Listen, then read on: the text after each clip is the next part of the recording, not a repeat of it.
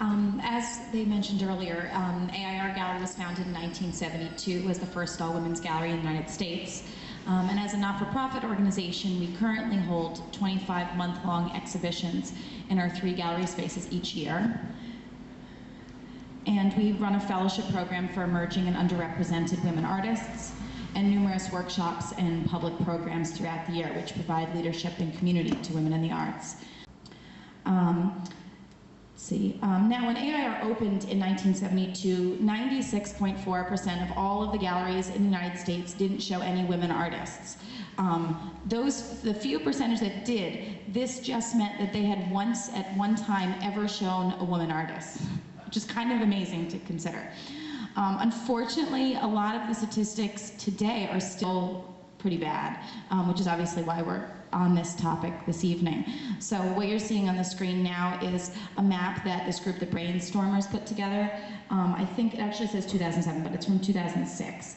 And all of those galleries that are blue or green are showing less than 20 or 30% women artists. They've done some other maps and things like this, and then you also see on here the Guerrilla Girls numbers from 1991. So things obviously are getting better, but it's still not looking as bright as we would like it to. And this chart, I think, actually is especially relevant for the topic of collections, because as I think that Dorian mentioned, currently in terms of the art schools, they're basically at least 50% women artists or more. And so if you look at this chart, can you people read the text on this a little bit? Yeah.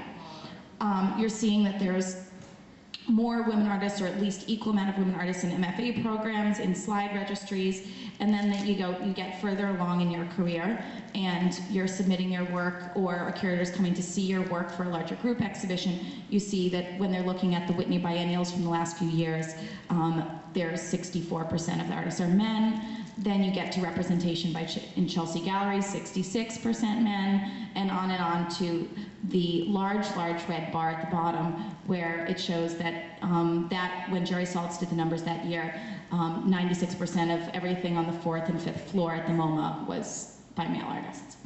While women artists and feminist artists have played, obviously, a very significant role over the past 40 years in opening up the art world in terms of what can be shown, the materials used, topics that are acceptable.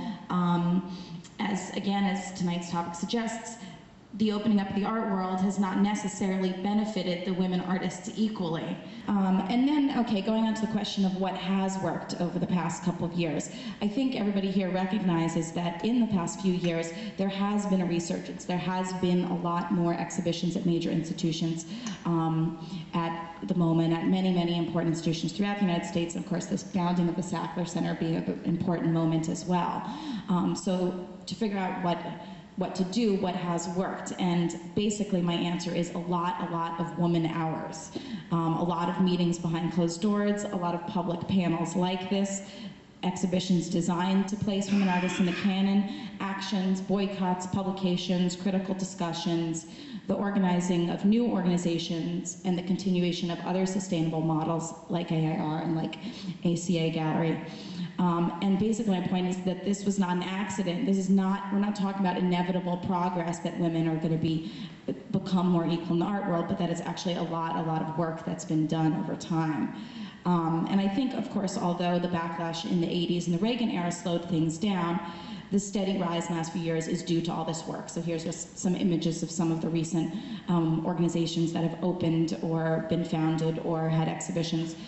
Ceres Gallery, which has been around for quite a while, but had an exhibition called Agents of Change.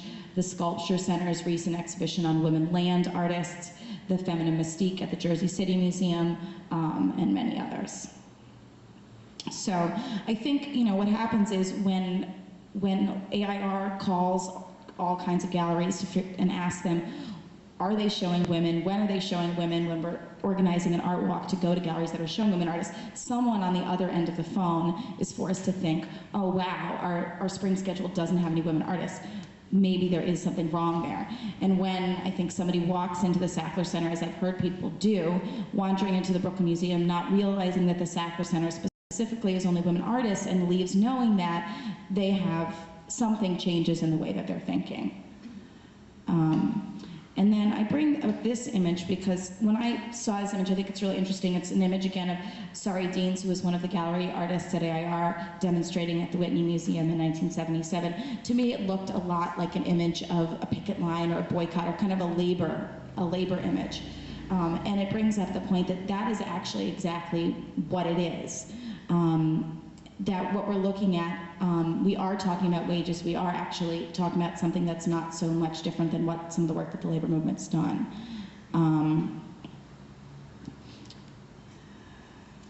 And of course, I think this point may seem obvious, but for an artist, one's paycheck is their wage. One's wage or paycheck is their exhibition opportunity. It is the price that their work sells for, or it is the grants that they receive.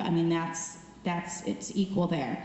And although women are not treated as equals in many fields, statistics show that the art world is considerably worse than other areas. So I think the question then becomes, why do women artists experience more inequality in the art world than they do in other sectors?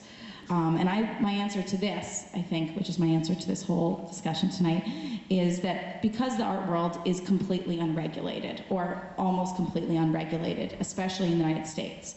Of course, as we know, many business deals are made behind closed doors with a handshake, where there are contracts.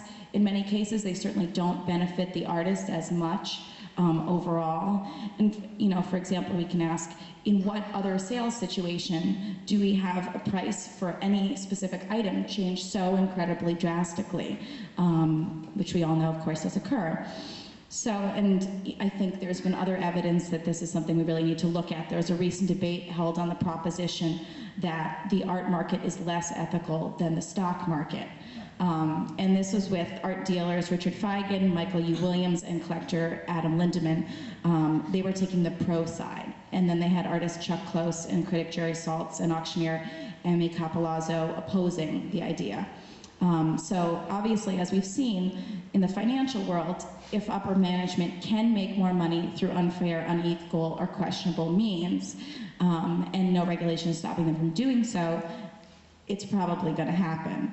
And an artist, of course, generally enters any kind of business deal on unequal footing.